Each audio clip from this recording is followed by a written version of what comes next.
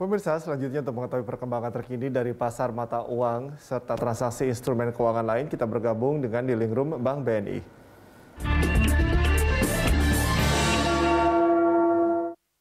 Seperti apa pergerakan rupiah di awal pekan ini? Untuk membahas hal itu, kita telah terhubung bersama Treasury Research Analyst BNI, Pugo Andik. Selamat pagi, Mas Pugo.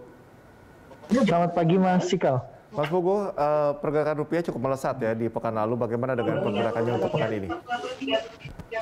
Ya, kalau kita lihat memang di awal pekan ini rupiah dibuka cenderung datar ya di 14.220 dan memang kemungkinan besarnya di awal pekan ini kecenderungannya akan datar gitu ya. Mungkin sampai akhir pekan nanti juga kecenderungannya akan relatif stabil gitu ya di tengah masih banyak liburnya pasar keuangan secara global gitu ya. Kalau kita lihat hari ini ada Hong Kong, Australia, New Zealand, Inggris dan juga Kanada yang masih libur gitu ya. Dan rilis data ekonomi juga dari dalam negeri maupun dari US itu akan sangat sedikit sekali gitu ya, mengingat sudah hampir akhir tahun gitu ya, sudah hampir tidak ada lagi rilis data ekonomi, terutama yang penting mungkin kalau kita bicara rilis data ekonomi hanya akan ada di Kamis nanti, ada jobless claim gitu ya dari Amerika Serikat.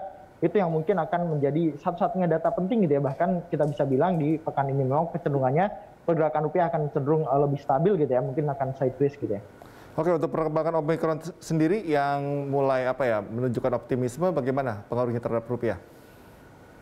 Ya, memang kalau kita bicara secara global gitu ya, mengingat kondisi saat ini gitu ya, memang Omicron ini dinilai tidak lebih berbahaya gitu ya daripada Delta untuk menyebabkan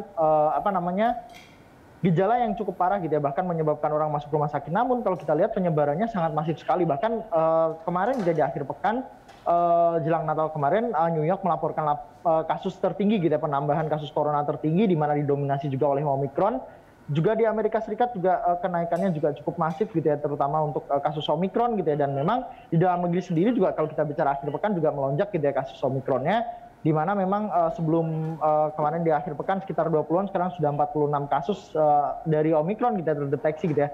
Memang kalau kita bicara Omicron memang tidak lebih berbahaya, namun tingginya infeksi ini berpotensi membuat kekhawatiran di pasar itu masih ada gitu ya, sehingga memang sentimennya cukup berimbang, apalagi di dalam negeri masih kondisi Omicron masih sangat baik sekali gitu ya dibandingkan dengan kondisi di luar negeri gitu ya.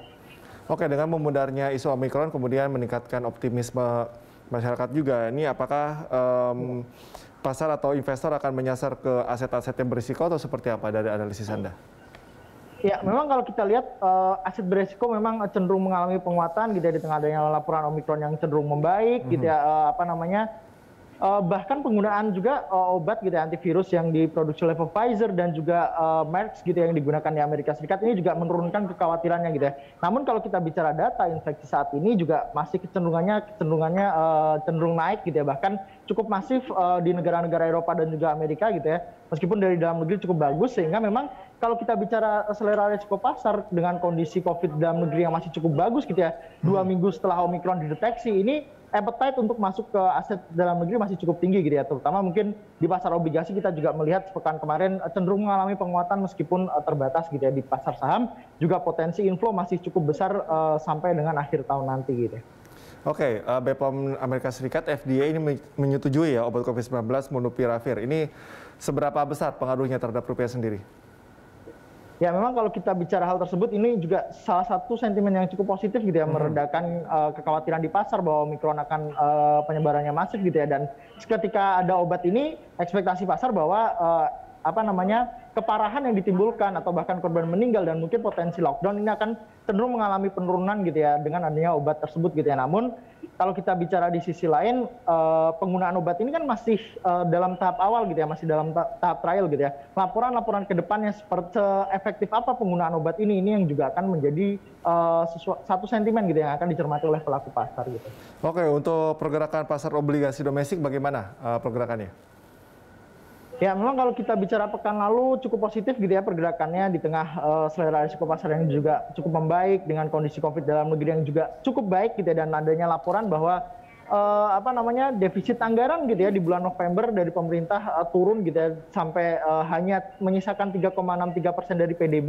Ini juga menjadi sentimen yang positif gitu ya untuk pasar sentimen, terutama di pasar utang atau obligasi dari dalam negeri sendiri gitu.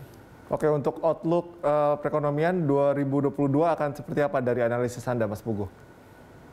Ya, mungkin kalau kita bicara dari dalam negeri gitu ya, saya melihat bahwa inflasi Indonesia gitu ya, setidaknya bisa sampai 3% gitu ya untuk tahun depan, sehingga mungkin akan ada penyesuaian gitu ya untuk apa namanya kebijakan moneter dari BI sendiri gitu ya. Dan di sisi lain ekspektasi pertumbuhan ekonomi dari kami juga masih cukup tinggi gitu ya. Mungkin minimal adalah 4,7% sampai dengan 5,2%, itu ekspektasi kita untuk pertumbuhan ekonomi dalam negeri hingga tahun depan gitu ya. Yang mungkin apa namanya salah satu sentimen yang menggerakkan juga ekspektasi kita terhadap GDP gitu ya adalah salah satunya adalah trade balance yang terus positif gitu ya, dan ini berpotensi berlanjut gitu ya di tengah ekonomi kita yang juga mulai membaik gitu ya.